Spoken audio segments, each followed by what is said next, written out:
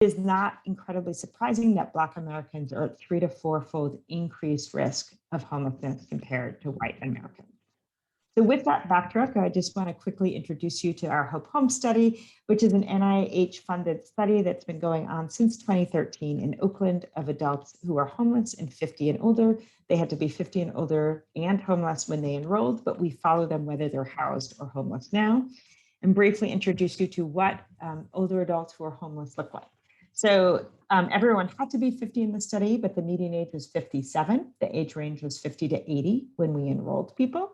And I want you to keep that median age in mind when you hear some of the other statistics. So half of the individuals in our study were between 50 and 57 when we enrolled them. Like in all studies of homeless non-families, it was predominantly men, 77%.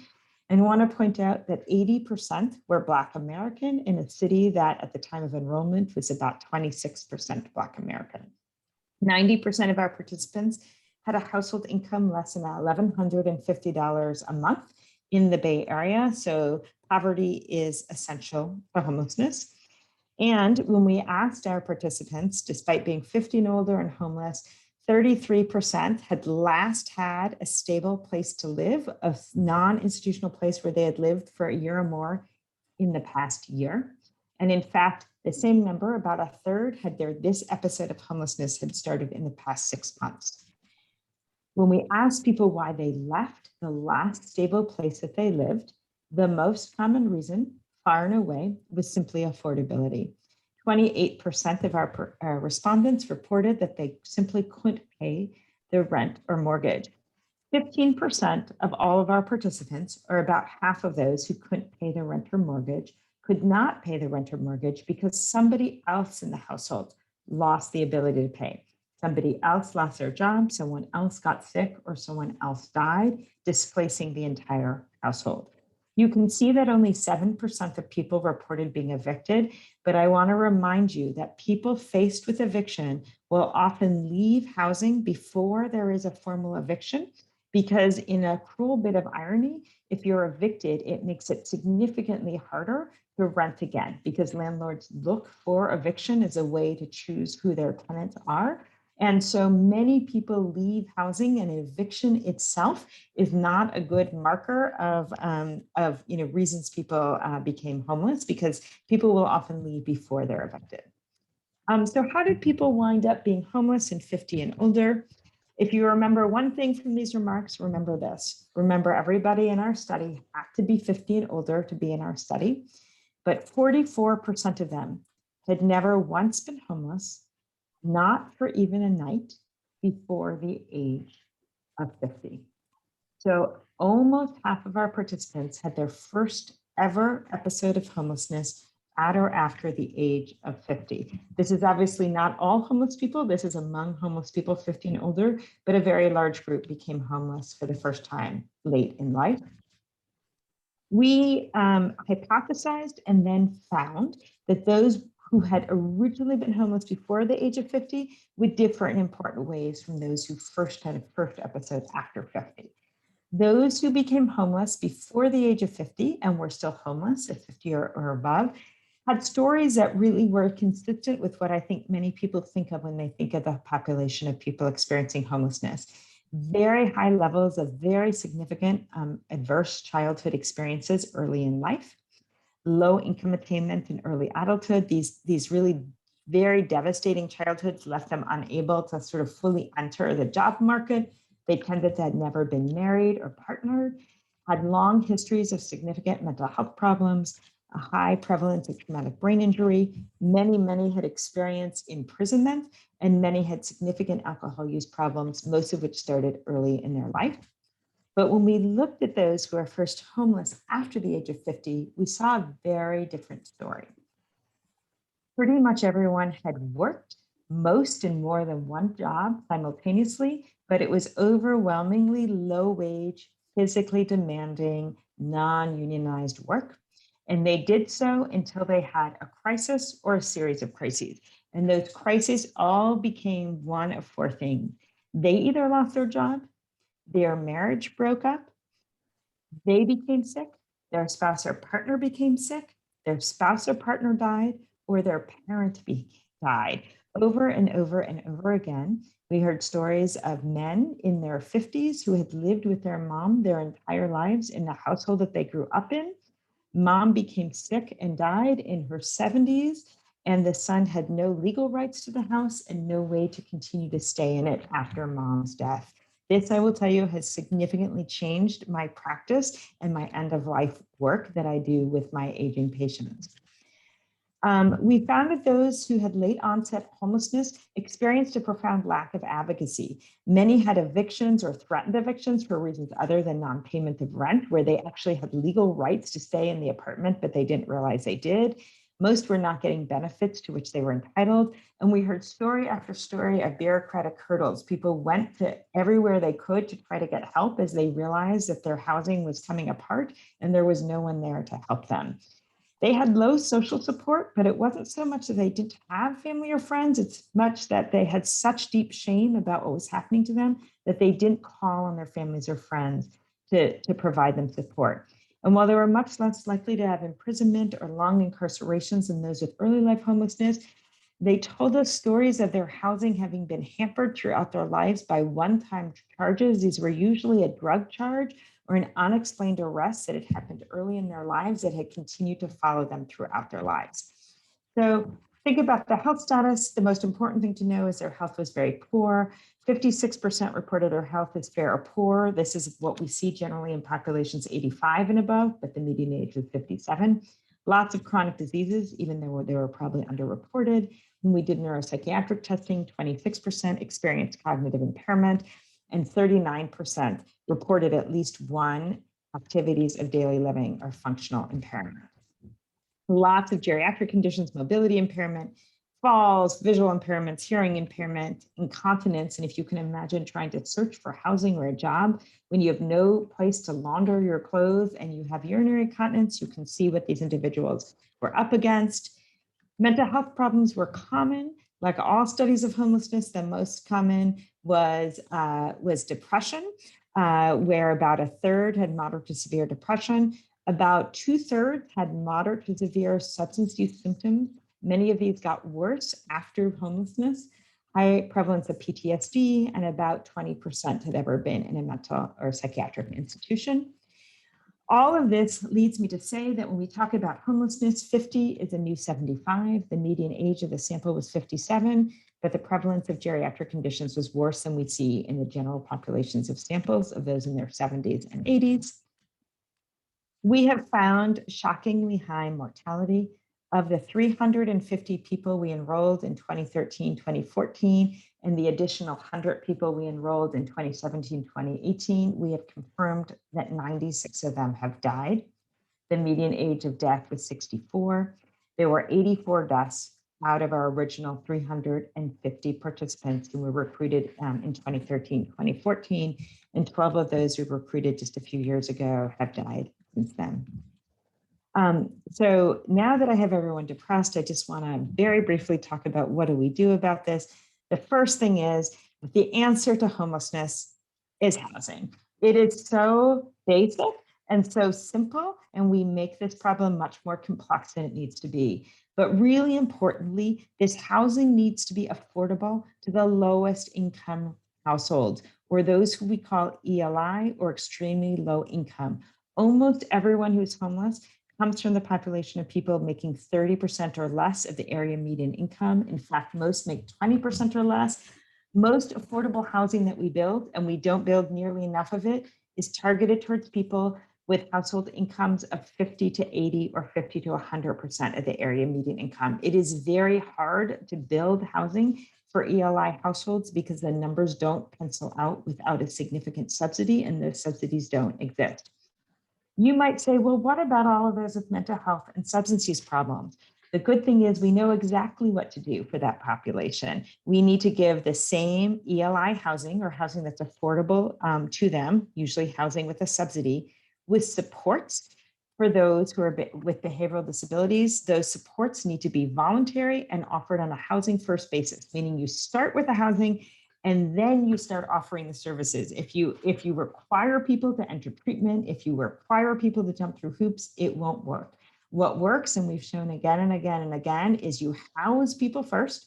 You make those services voluntary, not mandatory. People will take them up as they're able to, and we can provide long-term sustainable housing even for those with the most significant disabilities. We need to talk more about prevention. The older population is a great opportunity to do this. These are many of these individuals who've worked their whole lives, who have these crises that really are predictable, that we could prevent the housing and the homelessness. And we can talk a lot about how homelessness prevention should work. And every intervention we should do should focus on housing, using housing first principles. To expand ELI housing, as I talked about, I just want to point out the National Low Income Housing Coalition, which is one of my favorite advocacy organizations, which is a fantastic source of information. This is from their snapshot on California, which is almost 1 million units of rental housing short for the ELI population. Permanent supportive housing, as I said, is housing for those with chronic homelessness and disabling conditions, subsidized housing, linked supportive services that are voluntary, offered in a housing first model. Start with the housing. It is shown to be highly effective at keeping people housed. We need to talk about some adaptation for the older adult population, but basically the model works. So in conclusion, some final thoughts. Homelessness is reaching crisis proportions. The aging of this population increases the urgency. And while mental health and substance use disorders are common, the underlying causes are structural. Everyone needs housing that they can afford. Some need permanent support. Some need services coupled with housing, but all everyone needs is housing. And when we talk about aging audiences, we need to be sure that we're creating housing that is age friendly to allow people to live with independence, in dignity in the community, having as much autonomy as possible. And with that, I will stop my remarks, and in the Q&A, I'm happy to take questions. Thank you, Margot. We're going to save Q&A for after all of our speakers. So now I'm going to invite Denise.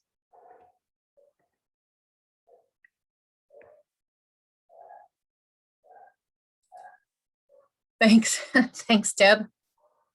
I'm just going to fix up my share screen.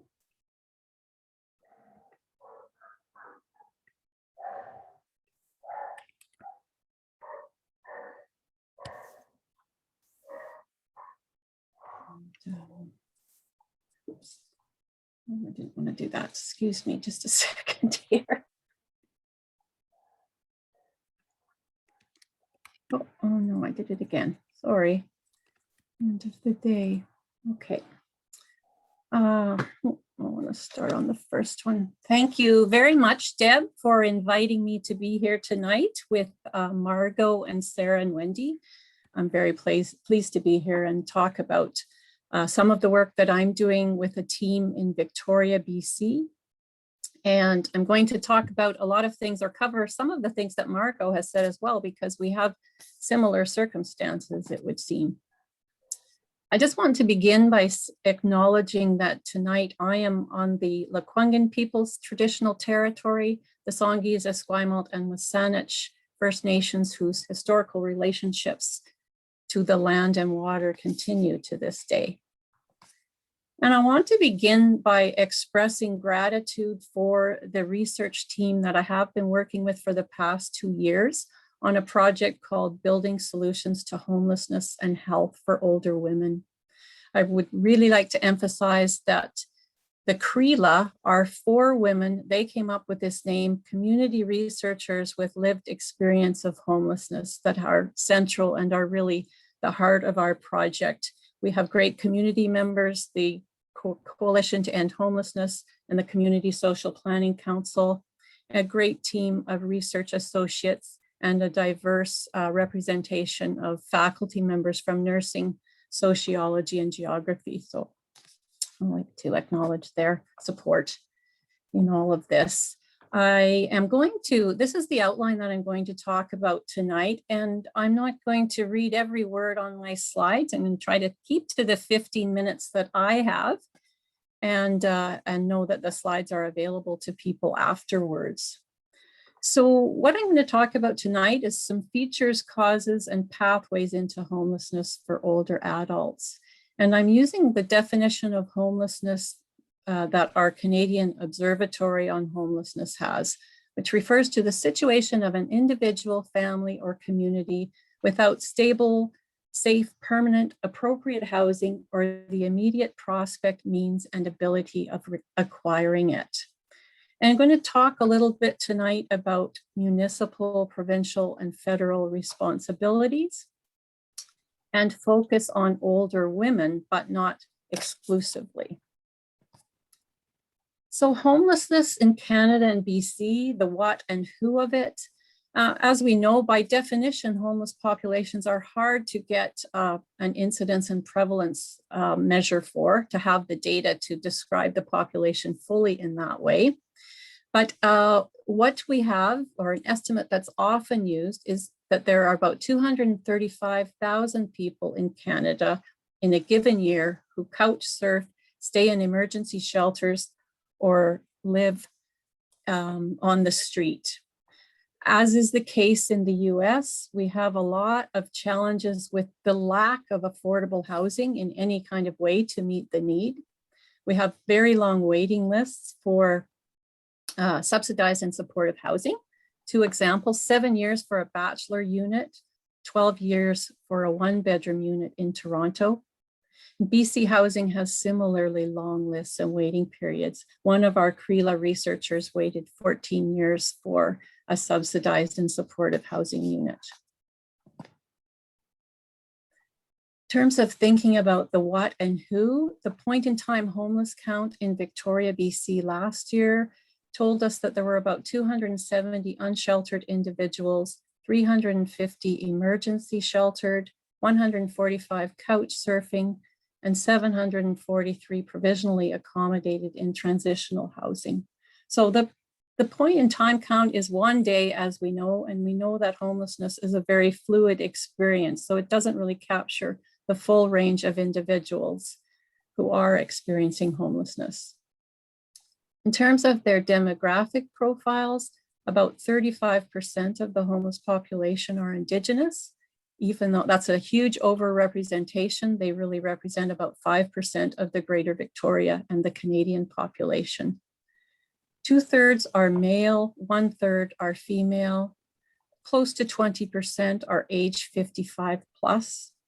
And in terms of some of their the habits, the characteristics that make them more vulnerable, substance use issues, mental health issues, illnesses and conditions, as Margot has said, and physical disabilities are highly evident.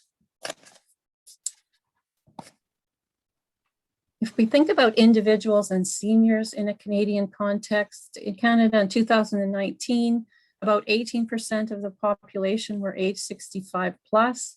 In Victoria, that's about 25%. So we are aging more rapidly in our city and in the province of British Columbia and many parts as well. In Canada, homelessness has increased about 4-fold in the past 2 decades in urban centers among older adults. So again, one of the things I'm going to emphasize tonight is the magnitude of homelessness among the older population as well, and how we are building towards a crisis. Similar to Margot, if we're not already in crisis, we would think about homelessness among older adults as starting around the age of 50. Vulnerability is increased. And we know that poverty levels in British Columbia are the highest compared to any other province in Canada. To give you a little bit of information on the social and political context around housing, affordable housing in Canada, housing is considered to be a basic human right and a key social determinant of health. That doesn't mean that sufficient and proper action is taken to ensure that individuals receive housing, have a shelter, have a roof when they need it. We know that social housing was a prominent feature of government expenditures in the 1970s, and from the 1980s onwards has essentially dropped off. We call this part of the neoliberal agenda to devolve responsibilities from federal government to lower levels, communities and provincial governments. We also think about it as increasingly we've seen the financialization or the commodification of housing, not as a social good or a right again, but as a means of accumulating wealth, as Margot also mentioned.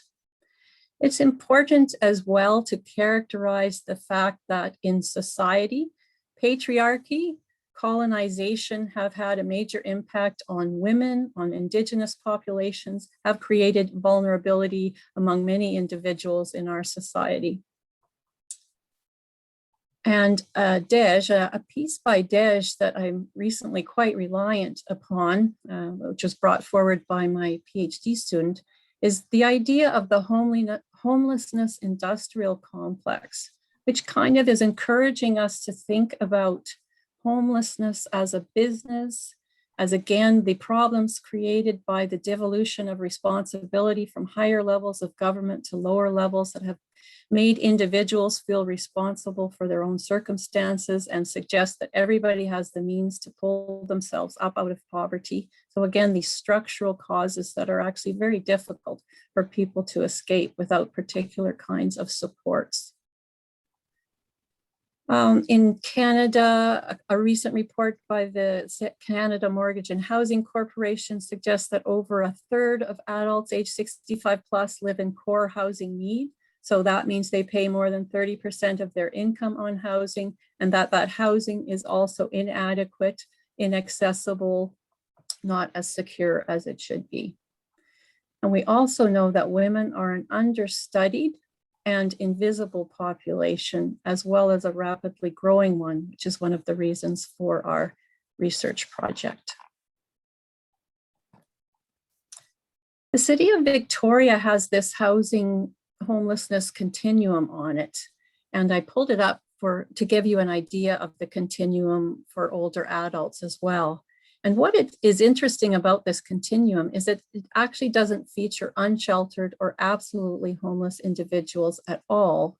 And it's questionable, I suppose, whether it considers supportive and subsidized housing as well, which I put that arrow in there between emergency shelters and transitional housing and affordable or below market rental co-ops. So sort of again, thinking of this sector of the population who are not being served by even being considered as part of the problem that needs addressing.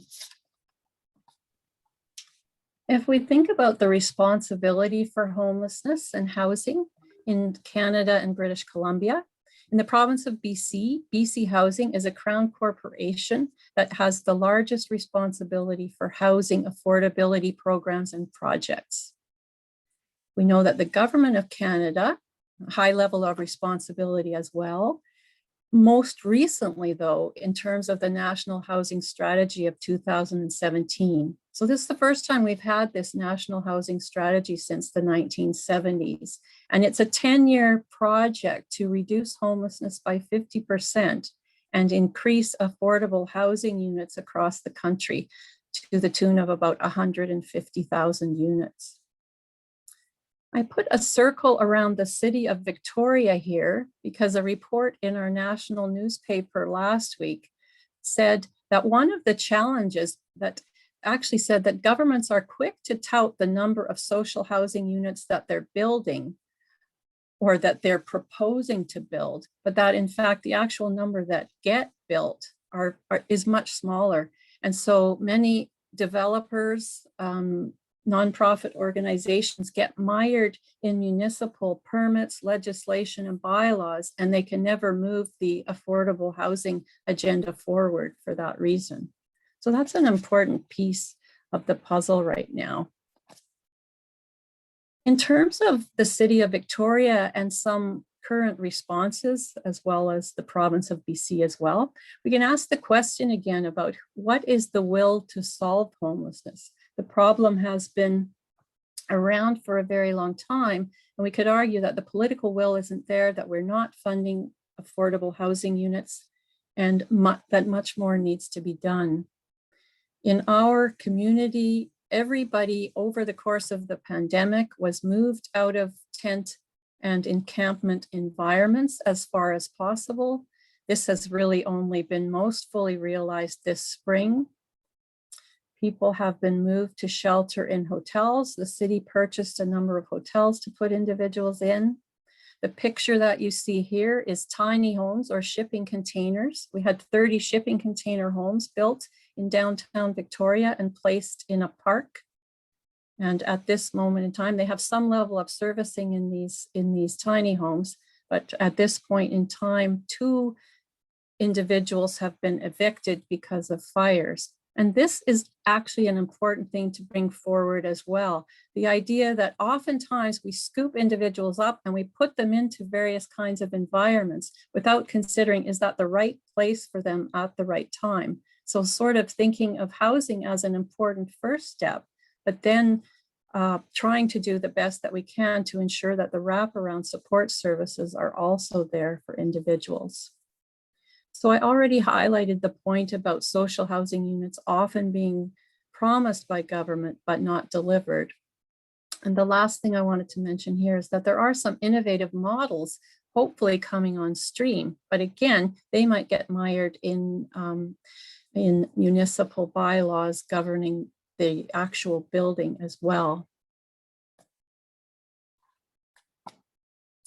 If we think about the pathways into homelessness, this is a framework that we have been working with.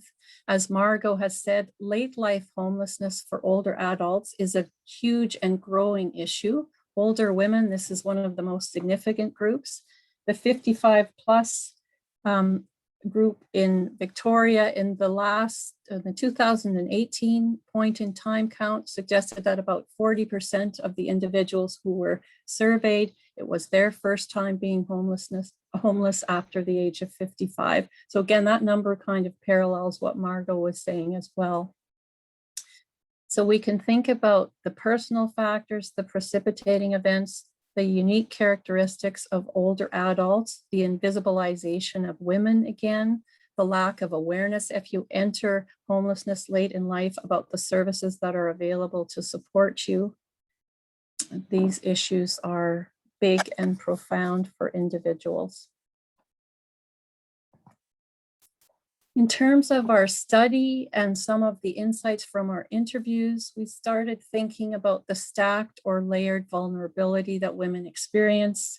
One of our team members, Ruth Campen, suggested we think about the Jenga and Kerplunk models. This idea of the vectors of human experience and suffering that are related to sexual identity, race, age, low income status, indigeneity, and how these things overlap, and that at any point in time, creating one more barrier or obstacle for people to face results in their increased precarity and rapid decline into homelessness. Among our interviews, we've talked a little bit with older women and our Crila about how easy it is for them to have been displaced. They're 1 or 2 paychecks away from being evicted from their own subsidized or supportive housing. And that's a feature for many older women in their experience and their growing possibility of entering this state of homelessness. We recognize the importance of diversity being key so that existing services and programs don't actually necessarily support the diversity of individuals. So within that neoliberal agenda and the homelessness industrial complex, it's often considered that we're not really looking after the needs of older women, the needs of youth, the needs of Indigenous individuals, immigrants, ethnically diverse populations. So that is a problem with the system as it's currently configured, not being able to provide care to all of those who need it at the right time. And women in particular in our study have taken this on board. Again, this downsizing of responsibility to individuals and their assumption that they are responsible for their own circumstances and not that the social system in which they are living is also problematic. This we call the internalization of blame and the way that women feel like second citizens.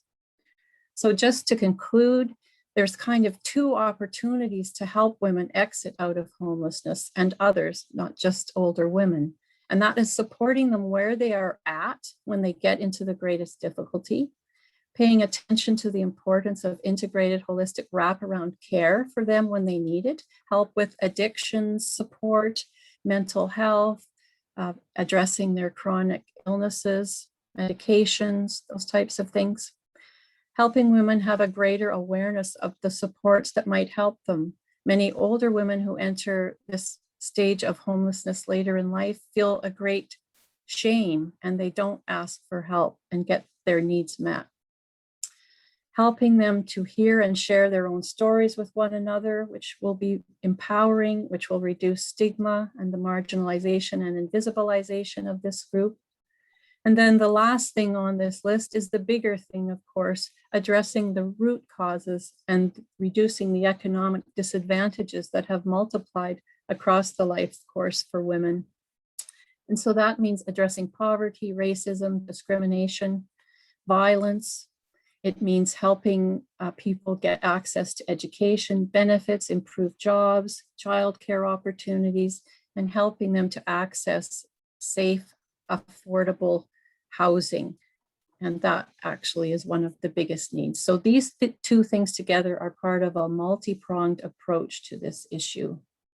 And that is, I guess, where the hope lies as well, working across these difficult intersections and bringing as many resources and innovative solutions to bear as we can. So, sorry, I'm going to stop there. I hope I haven't gone over time. You're just fine. Thank you. Thank you, Deb. And now we're going to bring on Wendy.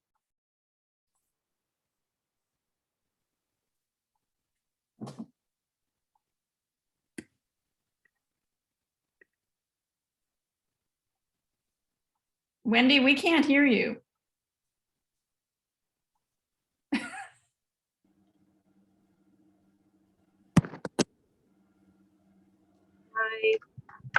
Headset so that I didn't have echo. Is this better? Yeah, now we can. Okay.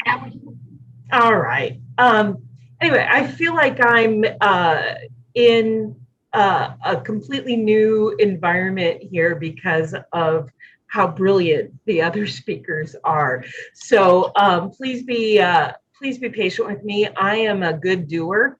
I don't believe in do-gooders. They always seem to get us in trouble. So I like to be a do-gooder. I'm going to share my screen with you and talk to you a little bit about Justa Center. Can you see the screen, everyone? Yes, we can. Thank you for that. That's fine. I'm so used to interactive stuff. Sorry, ladies. So Justa Center was established in 2006 in response to seeing a lot of homeless seniors in downtown Phoenix, and a group of people with shared homeless experience, with addictions, ex-military, got together and said, how can we work on this? So that's how Justa Center was born.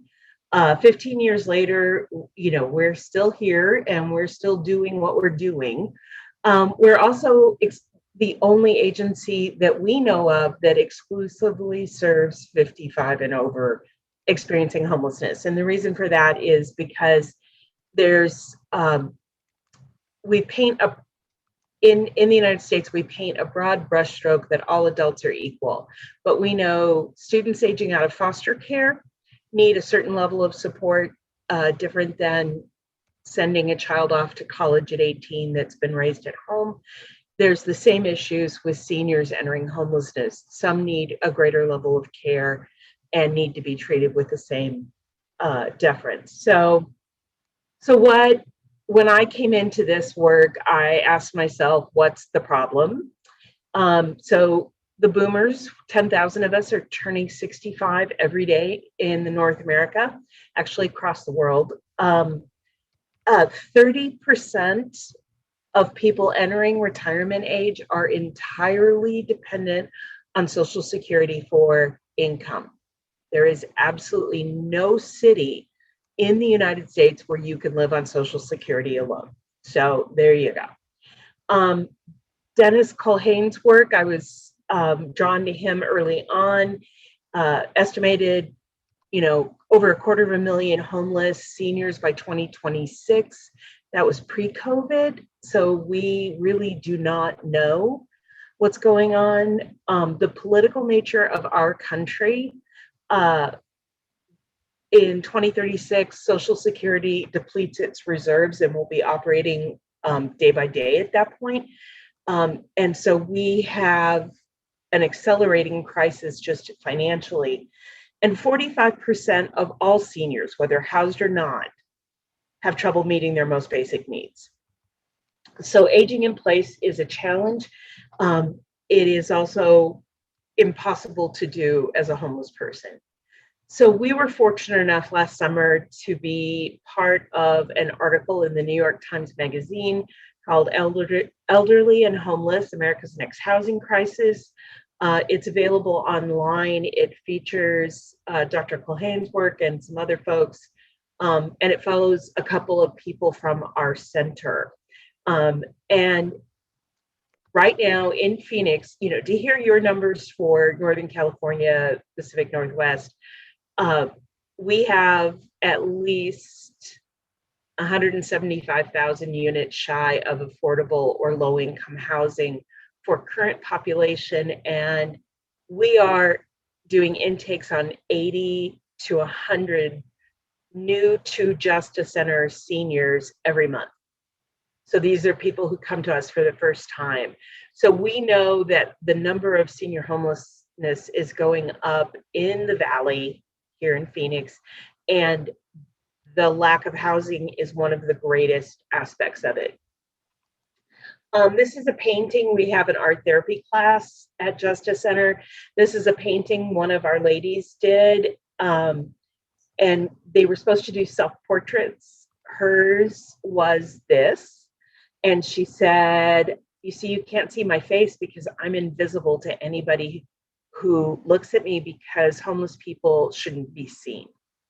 And so that's one of the biggest issues that I encountered moving here to the Valley to work on this project, was that in a community where over 40% of the population in Phoenix is a senior, because we have snowbirds, we have senior housing, we have high income senior communities.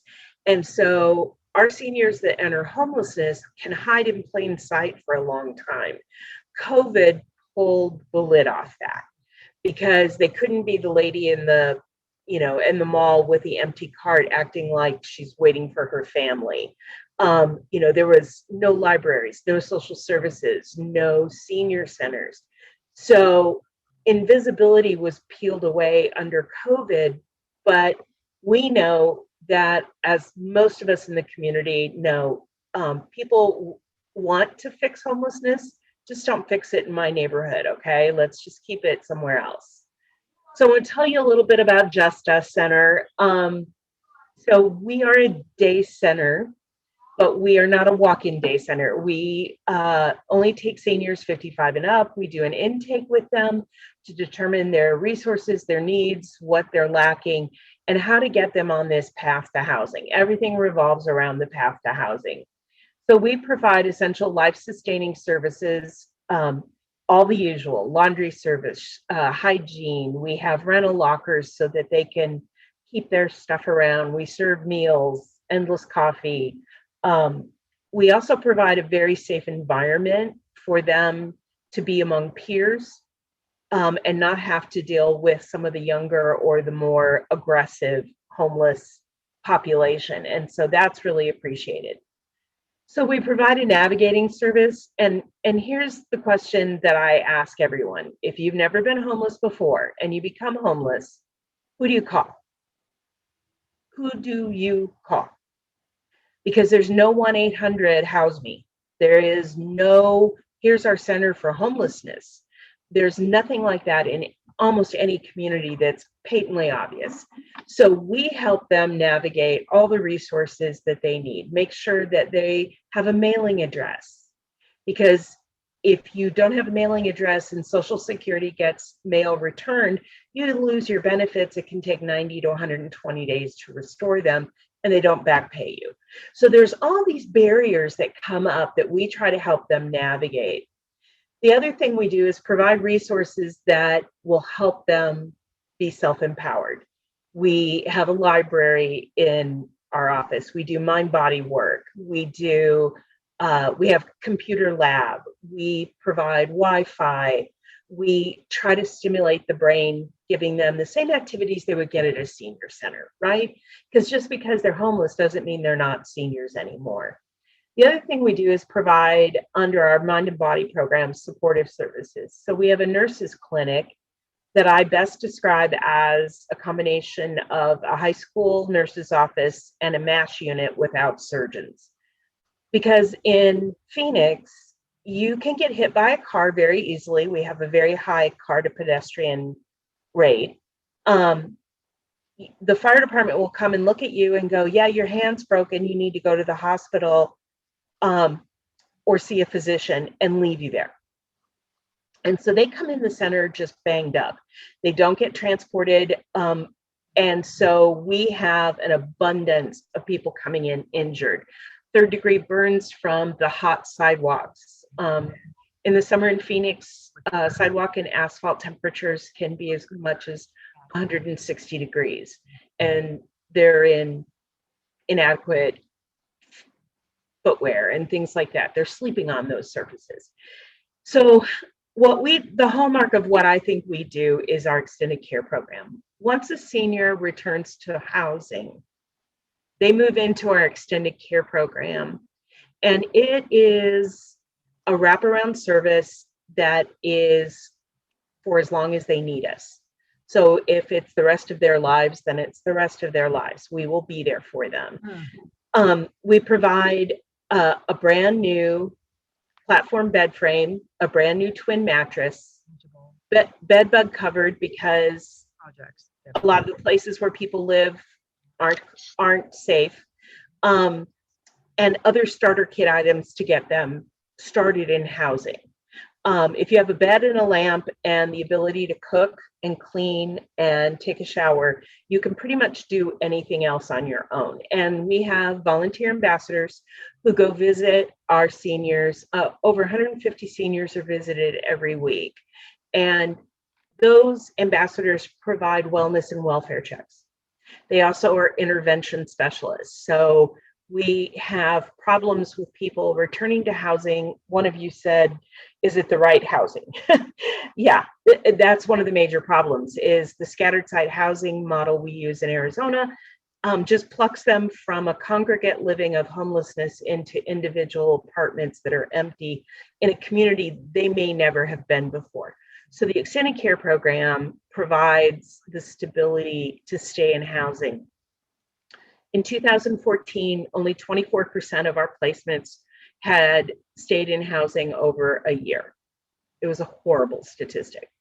Last year, we were at 76% of our placements have been in independent living or supportive housing or whatever their options were for 5 or more years, consistently with no return to homelessness.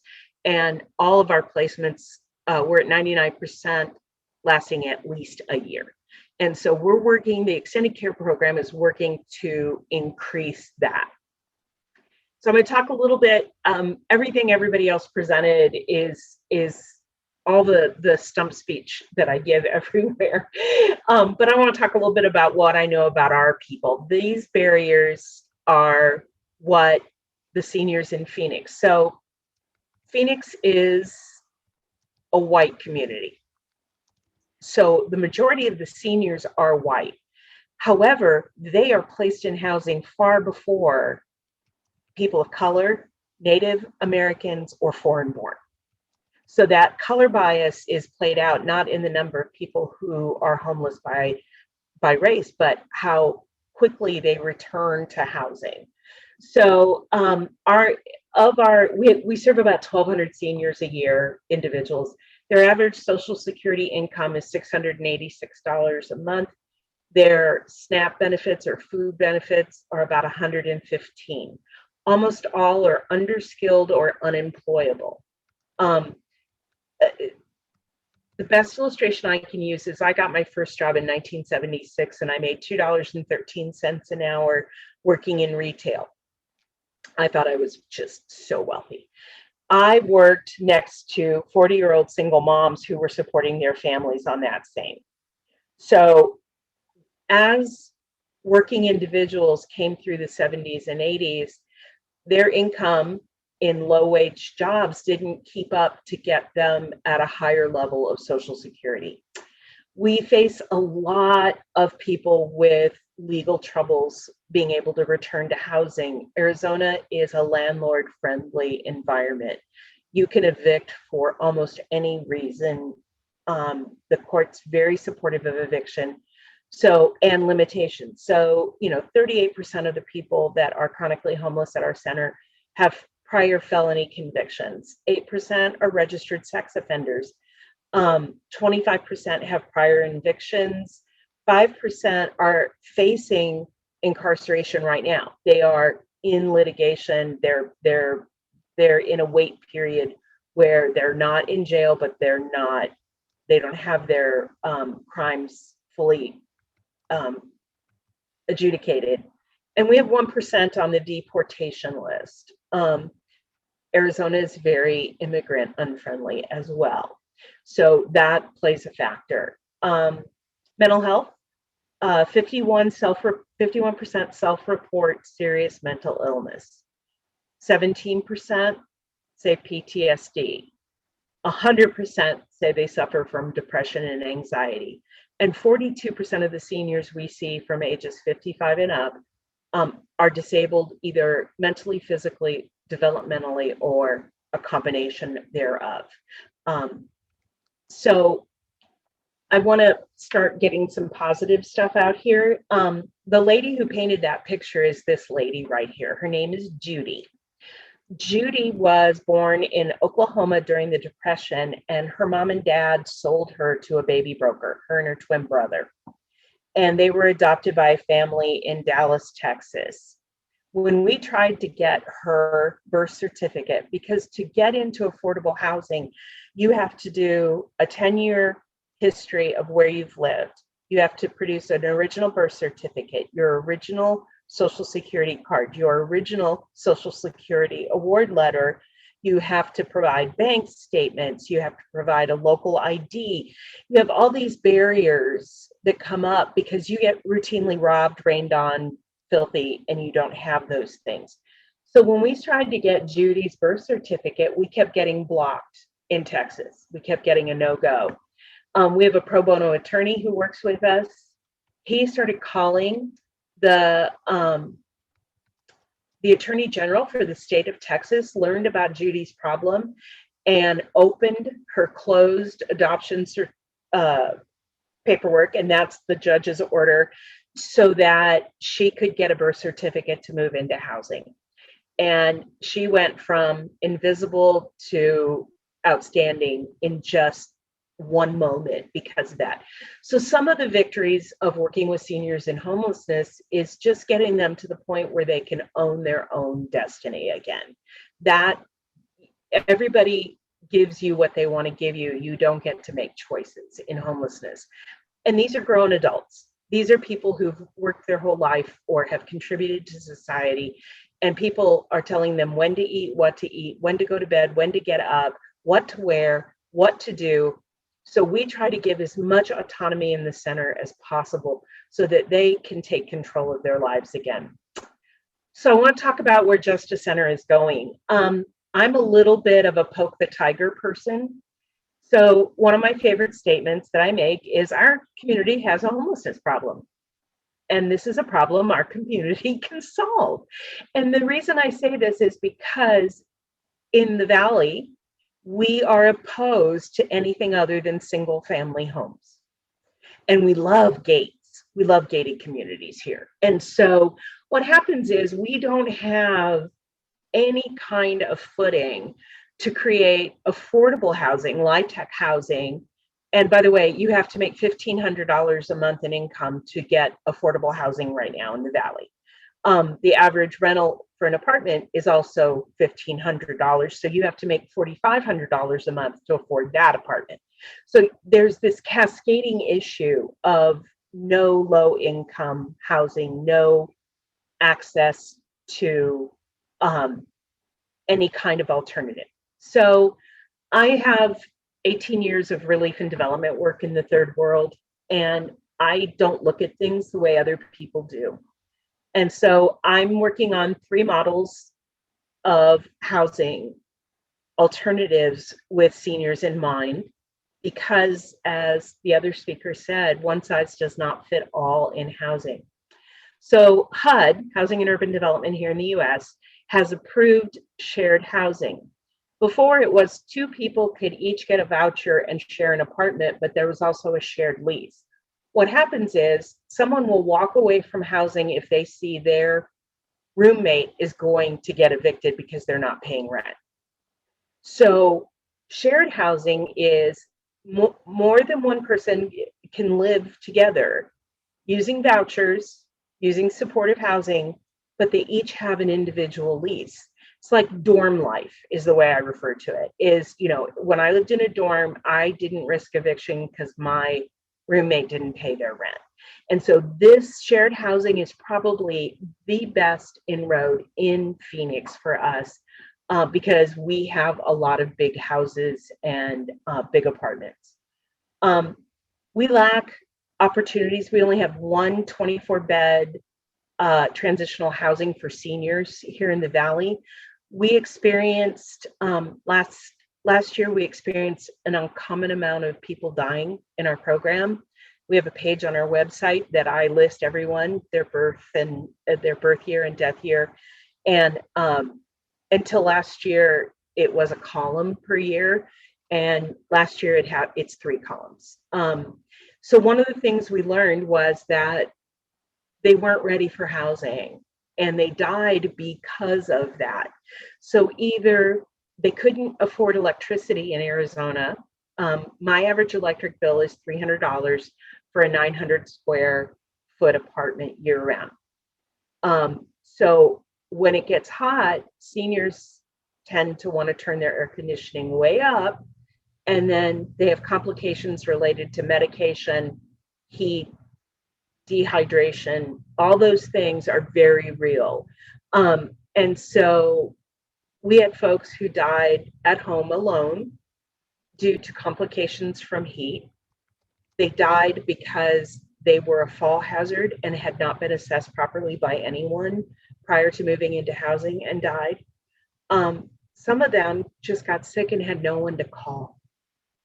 So I think transitional housing is a way for us to assess seniors where they are.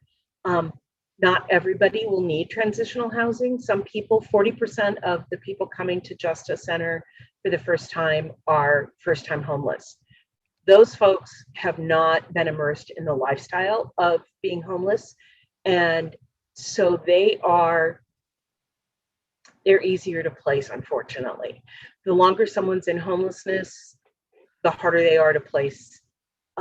You have to be homeless for a year, over a year, to qualify as chronically homeless to get into some programs.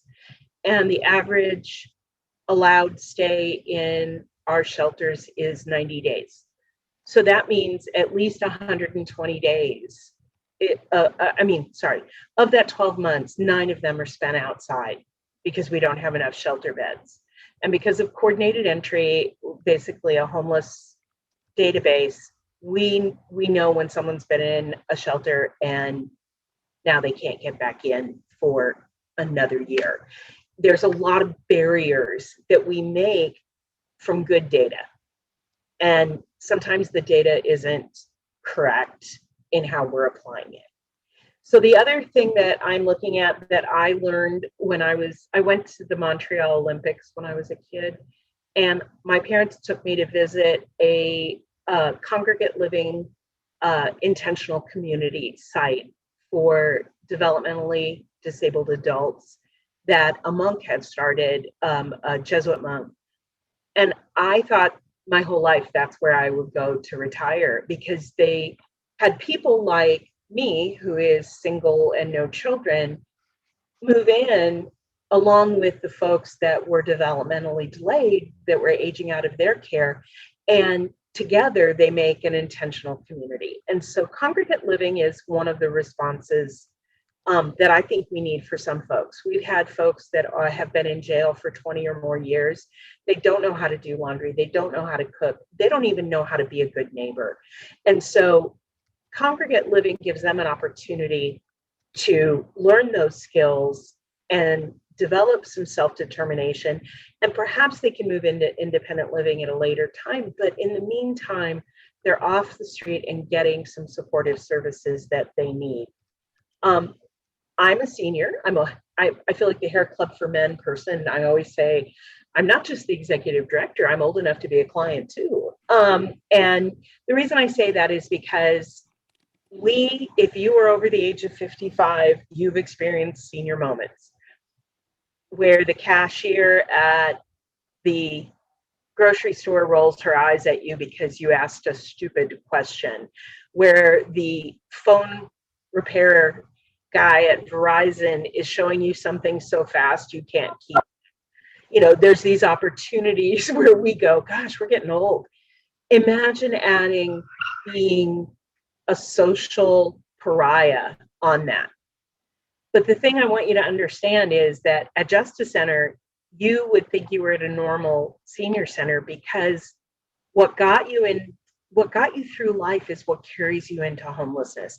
And we provide a way to restore that dignity. We believe that self-respect is a foundation for successful placement. And so we work really hard with them on that, because we want that for ourselves.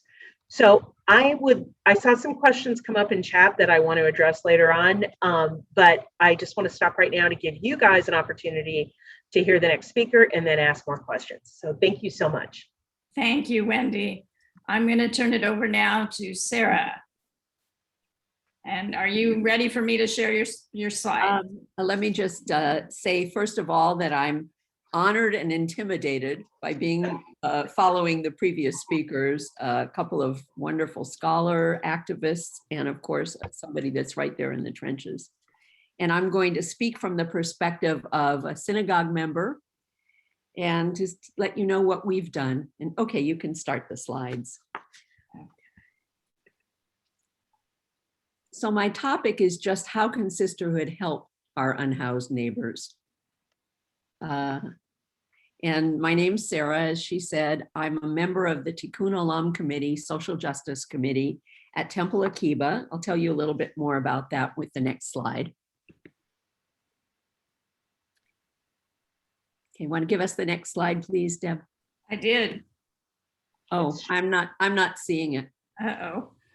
You're sharing the slide deck in design mode.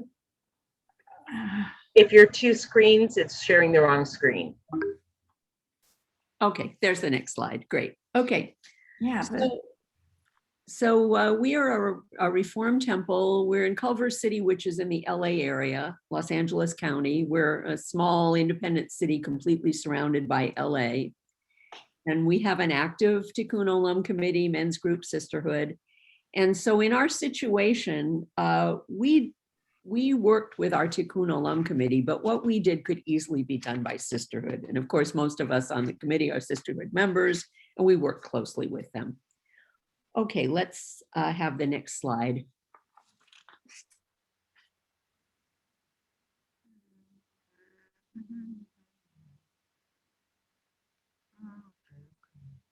Not seeing it? No, I'm not seeing it. Huh. Sorry for technical difficulties. And it's my fault because I couldn't figure out how to share my screen like the other speakers. You know, I can just talk. I don't really need the slides. I can just talk if that's okay with you. And if you figure it out, then you can catch up with me. Okay. So how we got started around the summer of 2019, our committee members got interested in the issue of homelessness, and we hooked up with an organization called Everyone in LA, which is activity of the United Way working on these issues. And a couple of us went to some of their presentations. And we found out how many people in LA County are experiencing homelessness on a given night, 57,000 at that time. And some of the information that the previous speakers have already shared about the combination of people with physical or mental health issues, people who need supportive housing for various reasons, but other people that are just priced out of the market and their income is too low and there aren't enough places to live. So having learned that as a committee, we wanted to put on an educational event. Oh, great. An educational event for our congregation. So this was our first homelessness and housing forum. We found out about some of the organizations working on these issues. A couple of our Temple members are on city advisory committee for Culver City on homelessness and housing. Some people suggested other people. My contact at United Way came up with some things, and we put together this event for our congregation. It was quite well attended. Let's go to the next slide. So we had a panel discussion. Of course, we started with some remarks by the clergy, our rabbi, and we also were working with our interfaith council. So one of the local ministers came and spoke. And we had these various representatives, my contact, Chelsea Byers from Everyone In, a person who had formerly been homeless. We had a gentleman who was a field deputy to Mike Bonin. He's a LA City councilman who's been very active. We had a member of our advisory committee. We had a housing provider, supportive housing provider. They spoke, and we also had tables for literature. And people seemed to really want to know more. So then our next step was we had in January of 2000 an action forum. So we let people choose a breakout group, and somebody was leading to explain about it. We had someone talking about the landlord incentives that we have in our community, how to encourage landlords to rent to people who might be coming out of homelessness. Organization called Share, which puts people together in single family homes. We had someone from Safe Parking. That organization they have different sites for people who are living in their vehicles to come at night and have sanitation. Different organizations provide dinner, breakfast. They help people keep their cars running, and they hook them up with services. And then our final breakout was supporting legislation to alleviate homelessness. How could we act politically? So we had these breakout sessions, and each group developed an action plan and was getting ready to work in these various areas. And then guess what happened? Next slide. Yeah, that's what happened. Ta-da. So that put an end to all of these things. However, our committee has continued to meet, and we've continued to hook up with other organizations. So I'll let you know what we are currently doing as a Temple community. So we've been attending meetings of the West Side Coalition, and they have a faith committee, which is people, mostly church and us. And these are meetings where we learn more about what's going on, but we also find out what are the needs. And when there is a need that we can help supply, that's when we go into action. Okay, next slide. So we've been partnering with some of the local organizations. We've had a number of food drives, and most recently last week, we had a collection of toiletries. There's Grace Diner. There's a church, Grace Lutheran Church, that has an evening feeding program. It used to be once a week. Now it's 5 nights a week, and they provide a grab and go meal. But they felt that some of the people that were coming for meals could use toiletries. And we also connected with a youth shelter called Safe Place for Youth. And each of these organizations gave us their wish list. So we got that wish list out to our congregation. We had a couple of days that people could drive up to the front of the temple, and our committee members unloaded what they donated, and we got a huge amount of things. And then the temple has a place that it's kind of like a 3-sided tent in the back parking lot. So it's, COVID safe, and we're all vaccinated. So a group of us, mostly from Sisterhood, set all these things up, organize them, walk down the table with a Ziploc and put together kits for these two organizations of just the things that they had requested.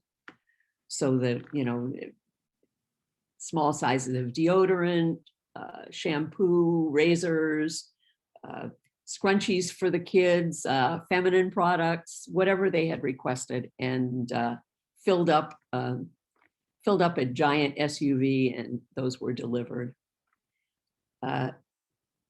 Safe parking. We're waiting. There's supposed to be a local site opening at a nearby community college. And when that opens, we will get involved with them. Usually the faith-based organizations will provide dinner once a week or breakfast once a week for the people staying there. And so that's what we're doing right now. So the bottom line, if you can give me the next slide, is if your sisterhood wants to help, find out who the organizations are in your community, ask them what they need. And if there's something that you as a congregation, as a sisterhood can provide, then that's what you do. Our congregants have been incredibly generous, and the organizations are very, very appreciative of what we've been able to do. So thank you for listening. And I've got my email and my phone if anybody wants to ask me anything, follow up. Thank you. We are going to bring everyone back. And we have a few questions that came in the chat, but I'm going to call on people. Lisa Weiswolk, you had a question. Did you want to unmute yourself and ask? Yeah, my question was, you see, or even I've talked with some homeless people, they don't want to be housed. They don't care what the heck, if it's subsidized, unsubsidized, whatever. They just want to live outside. I mean, there's no way to pull them dragging and screaming, but that's what I've talked about and what I've seen, you know, on TV. But I've actually spoken to some of them that are at the, you know, side of the freeway, you know, asking for handouts. So I don't know what you do with people that have that attitude. Well, there's actually really, really, really, really good and solid research on this. And that is, you know, someone who doesn't know anything about homelessness with good intentions showing up and saying that is not actually what we do. That's not how we bring people inside. And we've got great studies that show that even when you look at the folks with the most significant behavioral disabilities, the most longstanding homelessness, the most sort of chaotic lives in and out of jail, in and out of in and out of psychiatric institutions and the rest, that if you provide them with permanent supportive housing, with intensive case management or sort of community treatment, every study that has been shown comes up with about the same number. And these are the highest risk, most chaotic folks, 86%. Basically come inside, and about 95% of them stay long-term if you provide the appropriate services. So in a city like San Francisco, we're talking about finding the most chaotic 400 people. You could get all but 15% of them inside. Everybody else, it's much easier. So then you're talking about a city like San Francisco, which currently has about 10,000 people homeless at any given time. There are probably 50 or 100 people who need something different or something more. Having someone with all sort of love and respect, having someone who doesn't have training in this, who doesn't do this, sort of walk up to someone and say, do you want to come inside? And having them say to you, no, that's not how we do this. It can take time to engage them. It takes people with lived expertise to often do the work.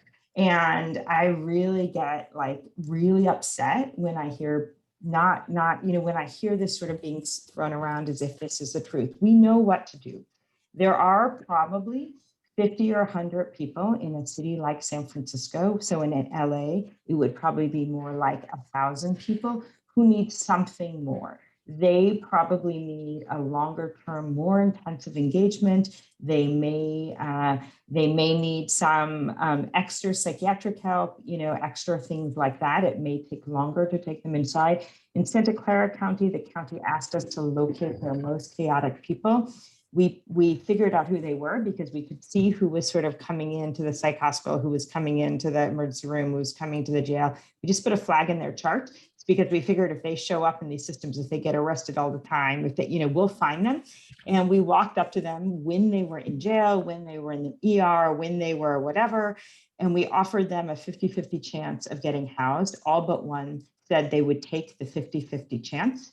When we then worked with them, it took on average 2.5 months to get them inside, and 86% came inside, 87%, I think. There were 13 to 14% who we couldn't get inside. Once they got inside, they stayed inside on average 95% of the nights for the next 7 years that we followed them.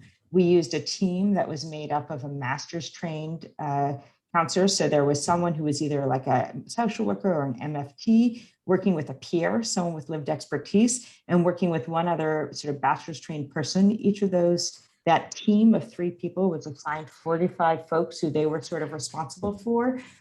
And it was incredibly successful. And yeah, there was about 14%, so, of people. So again, in Santa Clara County, also 10,000 people. This is like the top 5% most complicated. If we had 50 or 100 people homeless in Santa Clara County or in San Francisco, if we had maybe 500 people homeless in LA, we'd all be having a very different conversation. And if we had that, we actually could figure out what they needed. It is about providing people dignity, safety. These folks are incredibly traumatized. They are they've had just like lots and lots and lots of complex trauma. Don't believe people who tell you that. And if don't, we know how to get folks inside. That, people do not want to be homeless. That is just not actually true. What people want is autonomy. What they want is dignity, and what they want is independence. And that's what we need to offer them. And yeah, you walk around Northern Europe where they have great social services, and there are some people who are homeless. There always have been, and there always will be. But we would all be having a very different conversation if we're talking about 50 people in a city like San Francisco instead of 10,000. And if we get down to 50 people, we'll figure out what we need to do for those 50 people. But otherwise, people want housing. They just want it the way we want it, with dignity, autonomy, safety, and all of those things. Thank you, Lisa. I appreciate your question because it is what's portrayed out there. I'd like you to change the word from like living outdoors to adapted to living outdoors. What we find with all population ages, but especially the seniors, is that they give up hope after being abused in a shelter environment by other shelter residents, by catching illnesses from being in poorly run overnight shelters, or where they feel like they are being controlled. We have one shelter here in the Valley that does a full pat down and metal detector check on the way in, and they feel very offended by that. And so what they've done is adapted, and adaptation can be undone, but it takes time and investment. Everything Margot was just talking about. But when someone tells you they like the way they're living, they're telling you that because that's what they tell themselves. It's a psychological tool to adapt. And we need to recognize that housing and shelter, if you look at Maslow's chart, housing, safety, housing, those are core. And we're just denying it by saying, oh no, we choose this life. We don't. Because that must be what he was saying. I understand that now. That's what he thinks he has to do. But yeah, that's good. I'm glad that you're telling me all these good things. Thanks for bringing it up. Thank you. In the interest of time, I'm going to wrap it up here. I'd like to give a shout out to Wendy Black, who is the programming chair for the Pacific District and whose idea this panel was. And she has also shared some practical things that Sisterhoods can do short term in the chat. We will be providing a resource guide that's going to be sent out to all the registrants, and that will be posted on Yammer, and a link in the Highline, which is our Pacific District newsletter. So that'll be coming in the coming days. I'd very much like to thank Margot Kushel, Denise Couchet, Wendy Johnson, Sarah Fields for being here today, for sharing your time, your expertise, your energy, and your information. You've shined a light on a very serious topic that could touch any of us at this time. I am very grateful. We have some things that are coming up in the Pacific District that I could share with you. And ladies, thank you so much. Thank Upcoming you. Pacific Thank you, District. everyone. Thank you. Upcoming in the Pacific District is our cookbook. If you have some terrific kosher style recipes you'd like to share, we'd love them for our Pacific District cookbook. The deadline is June 25th. Lillian will put the instructions in the chat for that. In June, we'll continue our Pacific District Cookbook Chef Series. Wednesday, June 2nd, San Francisco chef and caterer Spencer Brody will prepare and talk about modern gourmet Israeli food, as well as the ins and outs of the catering business. And on Sunday, the 6th, internationally acclaimed cookbook author Claudia Rodin will join us from the United Kingdom to discuss how to write a cookbook. So we will share the links for how to register for those programs in the chat as well. Thank you very much, everyone, for hanging out with us tonight.